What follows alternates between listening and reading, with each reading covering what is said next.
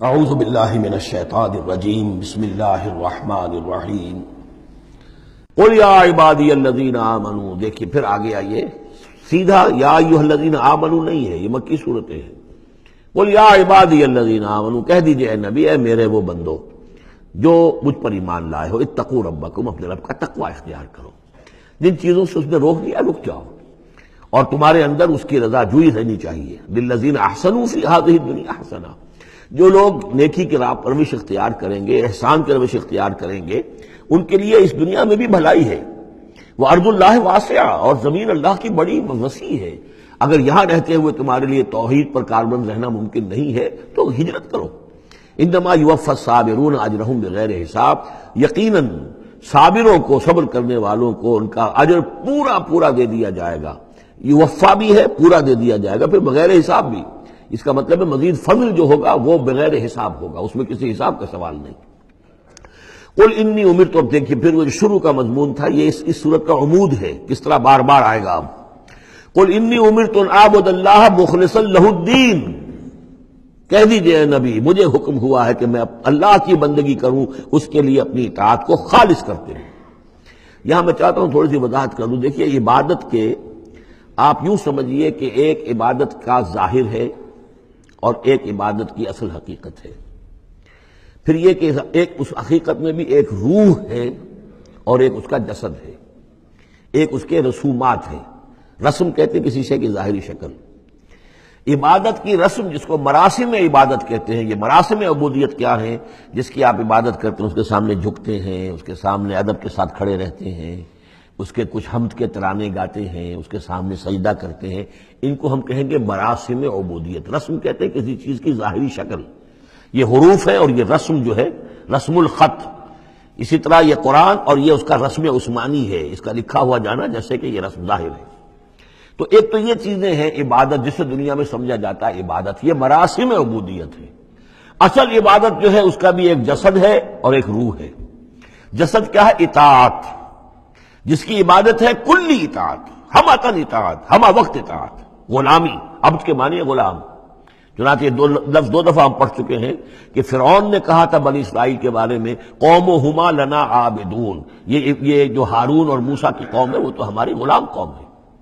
اور ظاہر بات ہے وہ پرستش نہیں کرتے تھے، وہ قبطیوں کو پوجتے نہیں تھے، وہ ان کی نماز نہیں پڑھتے تھے، وہ ان کو سجدہ نہیں کرتے تھے معاذ اللہ. لیکن غلامی جو ہے اصل شے، اطاعت یہ تو اصل جسم ہے.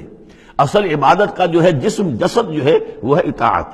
لیکن جو چیز اس اطاعت کو غلامی سے آگے بڑھ کر عبادت بنا دیتی ہے وہ اس کی روح ہے، روح محبت.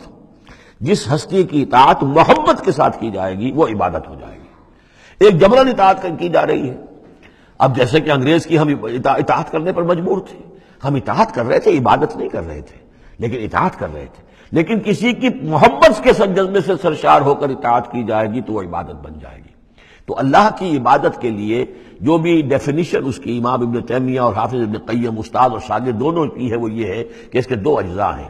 العبادت تجمع اصلین، غایت الحب مع غایت الذل والخضوع، کہ دو چیزوں کو جمع کرنے سے اللہ کی عبادت جو ہے وجود میں آتی ہے.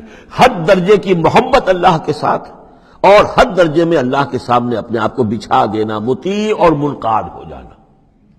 اچھا یہ تو ہے اصل عبادت. لیکن اس کے لیے جو رسم ہے وہ کیا ہے؟ کبھی کبھی کھڑے ہو کر کبھی سلیوٹ کر لینا ہے، کبھی ہاتھ جوڑ دینا ہے. اب ہندوؤں کے ہاں ہاتھ جوڑنا ہے، یہ ان کے ہاں کی رسم ہے. قنوت ہے، ہمارے ہاں قنوت ہے، ادب کے ساتھ کھڑے ہونا ہے. کہیں جو جھک جانا ہے، رکوع کرنا ہے، کہیں سجدہ کرنا ہے. حمد کے ترانے جو ہے پڑھ رہے ہیں، تسبیح کر رہے ہیں، یہ اس کی مراسم عبودیت ہے. عبادت اصل کیا ہے؟ اطاعت کلی، اللہ کی محبت سے سرشار ہو کر. تو اس صورت کا جو عمود ہے وہ یہ ہے کہ اللہ کی عبادت کرو، اس کے لیے اپنی اطاعت کو خالص کرتے ہوئے. اطاعت میں آپ نے کسی اور کو شامل کر دیا، انڈیپینڈنٹ آف ہم، اللہ کی اطاعت سے آزاد، مستقل بذات اطاعت، یہ شرک ہے. اور وہ اطاعت اللہ کو قبول نہیں. وہ منہ پر دے مارے گا یہ مجھے 25% اطاعت نہیں چاہیے آپ کی، آپ لیجئے اپنے سر پاس رکھیے، مجھے تو چاہیے 100%. ادخلوا فی السلم کافہ. اور ہم سمجھتے ہیں کہ ہم 5-10% بھی ٹرخا لیں گے اللہ تعالیٰ کو تب بھی ہمیں جنت کو دے ہی دے گا. یہی ہے اصل میں ہمارا جو سارے سوچ کا فطور ہے یہ کل زندگی اور کل بندگی جو ہے اس کا تصور ذہنوں سے نکل چکا ہے.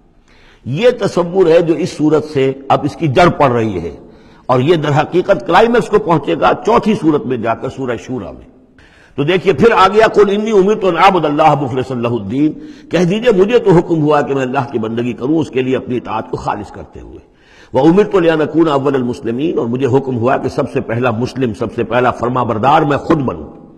یہ نہیں ہے کہ میں تمہیں فرما برداری کی دعوت دے رہا ہوں خود جو ہے میں اللہ کی نافرمانی کروں، یہ نہیں. قل انی اخاف ان عصیت ربی عذاب یوم عظیم، کہہ دیجئے مجھے تو خود اندیشہ ہے اگر میں اپنے رب کی نافرمانی کروں تو ایک بڑے دن کا عذاب مجھے آ پکڑے گا.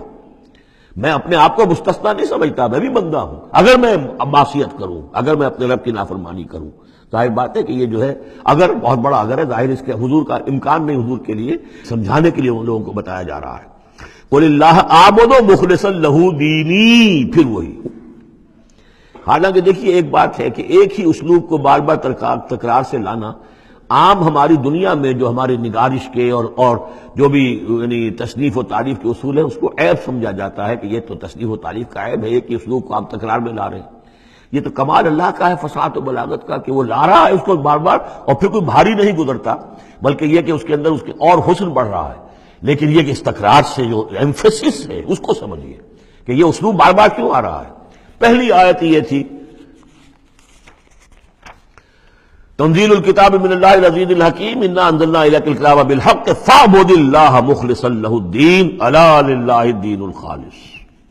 اور اس کے بعد اب آپ نے یہاں دیکھا آیت نمبر 11 قل انی امرت ان اعبد اللہ مخلصا لہ الدین، اور پھر آیت نمبر 14 قل اللہ اعبد مخلصا لہ الدین، کہہ دیجئے میں تو اللہ ہی کی بندگی کرتا ہوں اس کے لیے اپنی اطاعت کو خالص کرتے ہوئے. صدق اللہ العظیم.